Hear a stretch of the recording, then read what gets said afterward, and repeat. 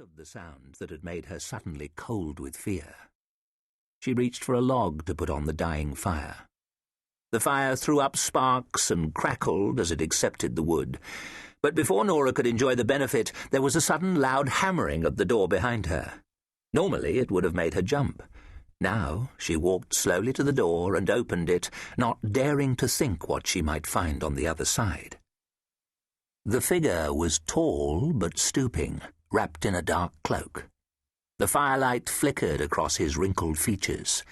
Nora crossed herself, realizing that death himself had come back for her Albert. But then the old man smiled thinly. "May we come in?" And his voice was quiet and kind. The "we" worried her, but his companion was a young woman, about 18 years old. She was wearing a long, shapeless coat, though her face was lively and pretty. The fire danced in her eyes, and her blonde hair shone as they stepped into the room. The man was talking again, his voice cracked with age. "Horace Oldfield, the rector, asked me to stop by if I had a moment. You know he is away this week." Nora nodded quickly, though she had not known. In the better light she could see his clerical collar, and noted how frail and bent the old man was. The girl was holding his arm to help him stay upright. "I used to be the vicar of St. Bartholomew's, not far from here, until I was forced to retire." He seemed to realize that the girl was holding him and struggled without success to tug his arm free. "My daughter, Elizabeth," he explained, as if to excuse her. Nora found her voice at last. "I'm sorry. Please, sit down." She was surprised how calm she sounded. "Can I get you a cup of tea? The kettle's on. My husband has just—" She stopped, pulled up abruptly as she realized what she had been about to say. How natural it would have sounded. How ordinary to say that Albert had taken the dog out. "We know," Oldfield said sympathetically, sitting down where Albert Wilkes had sat for his tea year after year. "He passed away last week, I understand. Very tragic." He shook his head sadly. "You have our sympathy, doesn't she, Elizabeth?" The girl said nothing, holding her father's hand across the small table as she sat opposite him. But her emerald eyes were full of pity and feeling as she looked at Nora. And then, only then, did Nora collapse to the floor, sobbing and crying for her dead Albert. Desperate for him to come home again, no matter how he stank of the earth and reeked of decay.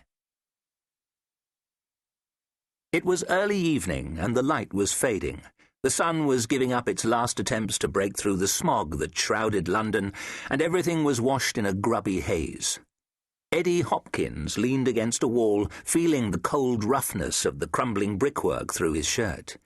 He watched the people on Clearview Street, assessing them with a young but professional eye. It was not a good area for him to be looking for work, too quiet by half. He worked better and safer in the rush and bustle of more crowded streets. He preferred his clients to be ostentatious and wear their wealth on their sleeve, or rather in easily accessible pockets. A dilapidated carriage went by, the horses looking old and tired. A group of children ran past, laughing and joking. One of them stuck his tongue out at Eddie. Eddie ignored him. Just a kid. Eddie himself was nearly 15, or almost nearly. Then he saw the old man with the dog. He watched the figure shuffling awkwardly along the pavement, head down, jacket caked in dirt, hands twisted into claws, and every movement an effort. An easy target, Eddie thought, as the man went slowly on his ponderous way. The dog wouldn't be a problem. But as he passed, Eddie caught a whiff of him. The air was heavy with coal smoke and smuts from Augustus Lorimore's nearby foundries. It had an acid tinge to it, but even so, Eddie could almost taste the smell that was coming off the old man, a cloying, slightly sweet smell that spoke of decay and neglect, a graveyard stench. As he walked, the old man kept his head down. It swayed gently from side to side with each heavy step. What Eddie could see of his face was lined and saggy. The face was angled so that Eddie could not see the man's eyes, just the shadowy outlines of the sockets, like the blank eyes of a skull. The dog was straining at its lead as if trying to escape. It struggled and pulled and yelped, but the old man refused to quicken his pace. Eddie turned away. As he turned, he saw that he was not the only person interested in the old man. Though they were on the other side of the street, 2 men were following him. They were walking too slowly to be as casual and at ease as they tried to appear, and their eyes were fixed on the old man.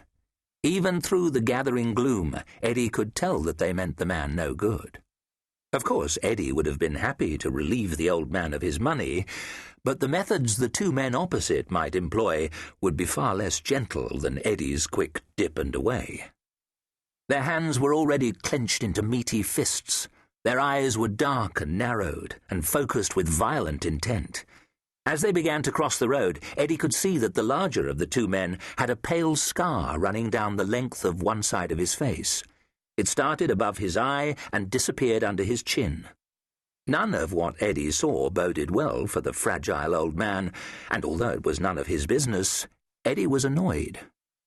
The man with the scar was speaking quietly to the other as they crossed the road. They both ignored Eddie as they walked past him, but he caught a few words, spoken by the scar-faced man to his sidekick in a surprisingly cultured voice. "Went the wrong way. It isn't working, and we need to—" Eddie stepped back into the shadows to let the 2 of them pass by, then followed. He pulled his cap down low over his eyes, hiding his face. He straightened up and made a show of staggering drunkenly along the pavement, weaving back and forth. Catching up with them, he stumbled into the smaller of the men from behind, knocking him sideways. Sidekick pushed Eddie roughly away as he hurried past, but Eddie caught his sleeve, anything to slow him down. "Sorry, Gov," he said, his accent thick and his words slurred. "Didn't see you dawdling there, and that's the truth, sir." All right, Sidekick pulled away. Eddie made to grab his sleeve again and continue with his apology. Scarface's index finger jabbed into Eddie's chest before he could move. "Enough," the man said, his scarred face suddenly close to Eddie's. Then it was gone, and the 2 men were hurrying away after their prey. Eddie crossed the street and ran after them on the other side of the road. He could have overtaken them easily, but he kept a short distance behind, watching. The indistinct shape of the man and his dog appeared out of the evening. But Scarface and Sidekick made no attempt to catch him up. They turned into a wider road, with houses on one side, set back from the street, behind iron gates and long driveways. The other side of the road was a high, solid, unbroken wall. Behind the wall, Eddie thought, would be a small area of parkland. Countryside surviving in the heart of London as part of some private estate belonging to someone rich. Some way ahead, he thought he could see a set of enormous gates, a pale gravel driveway snaking beyond. But the mist was closing in, and it was difficult to be sure. Eddie returned his attention to Scarface and Sidekick. They were almost level with the gates as they followed close behind the old man and his dog. When they made their move, it was sudden and swift. Eddie darted across the road, but he knew he would be too late. The dog was gone, lost in the foggy night with a volley of barks and yaps as it fled down the road, its lead trailing behind. As before, the old man seemed totally oblivious. His stooped shadow merged with the silhouettes of the men as they took his arms, turned him sideways, dragged him away.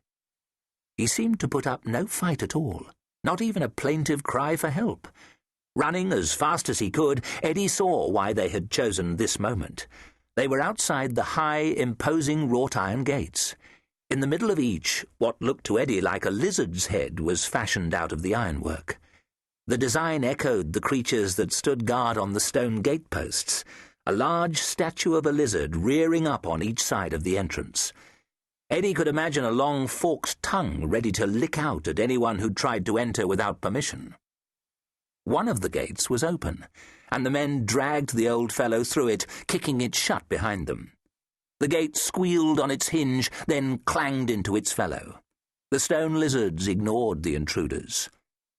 Eddie was angry with himself. He should have realized what was happening. He should have helped earlier. He could have shouted